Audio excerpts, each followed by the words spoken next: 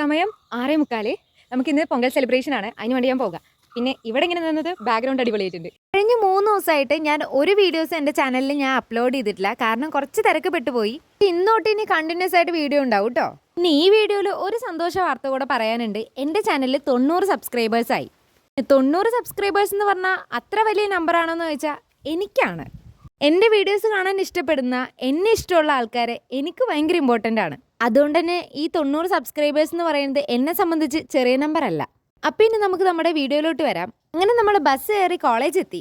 College ആണെങ്കിലോ അത്യാവശ്യം നന്നായിട്ട് തന്നെ ഡെക്കറേഷൻ ഒക്കെ ചെയ്തിട്ടുണ്ട്. അപ്പോൾ നമ്മുടെ ഈ പരിപാടി നടക്കുന്നത് ചെറിയ സ്റ്റേജിലാണ്. കൊട്ടുകാരുടെ ടീമും വന്നിട്ടുണ്ടായിരുന്നു. ആ ടീമിൽ തന്നെ ഈ കുട്ടിയായിരുന്നു അതിൽ ഹൈലൈറ്റ്. എന്ത് രസമല്ലേ കാണാനായിട്ട്. എന്നല്ല കേട്ടോ, ആ കൊച്ചിന്.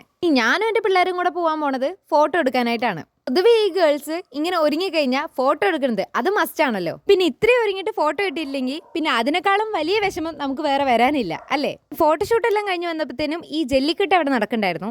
കഴിഞ്ഞപ്പോഴത്തേക്കിനും പിന്നെ ഡാൻസുകൾ തുടങ്ങി. ഈ ചേട്ടന്മാരെല്ലാവരും കൂടെ ഒരുപോലെ ഡാൻസ് കളിക്കുകയാണ്.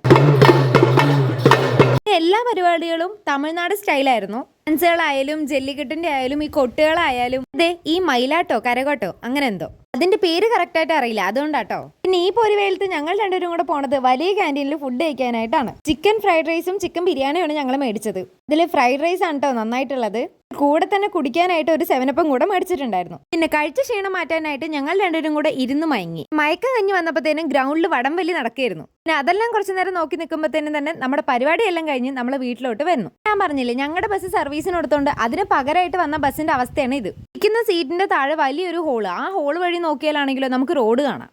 പിന്നെ അത് മാത്രമല്ല ആ ബസ്സിന് വേറെയും കുറെ പ്രശ്നങ്ങളുണ്ട്. പിന്നെ ബസ് ഇറങ്ങി ഒരു സ്പ്രൈറ്റ് മേടിച്ച് കുടിച്ച്. ഈ ക്ലൈമറ്റ് എന്ത് രസമല്ലേ കാണാനായിട്ട്. പിന്നെ വീട്ടിലാരും ഉണ്ടായിരുന്നില്ല, അതുകൊണ്ട് തന്നെ ഭൂമി ഒറ്റയ്ക്കായിരുന്നു. ഇത്രയും നേരം പൂട്ടിയിട്ട് പോയതിന്റെ വെപ്രാളാണ് അവന്. ഇനി കുറച്ചു നേരം അവനെ കളിപ്പിക്കട്ടെ. അപ്പൊ ഓക്കെ ബൈ.